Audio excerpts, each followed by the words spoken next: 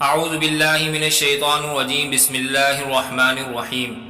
شریعت اسلام جو انسان کی ہر صلاح و فلاح کی کفیل ہے، اس نے ستر پوشی کا اتنا اہتمام کیا کہ ایمان کے بعد سب سے پہلا فرض ستر پوشی کو قرار دیا۔ نماز، روزہ وغیرہ سب اس کے بعد ہیں۔ سیدنا ابو امامہ رضی اللہ عنہ نے نیا کرتا پہنتے ہوئے جبکہ گلے تک وہ پہن لیا فرمایا، الحمدللہ الذی کسانی ما اواری بہ عورتی واتجمل بہ فی حیاتی۔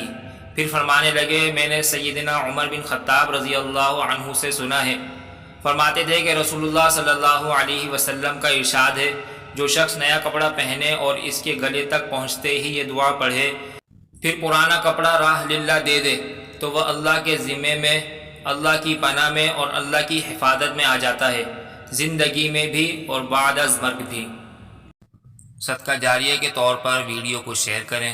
مزید اسلامی اور معلوماتی ویڈیوز کے لیے ہمارے چینل کو سبسکرائب کریں تاکہ ہماری آنے والی ہر نئی ویڈیو سب سے پہلے آپ کو مل سکے۔ شکریہ۔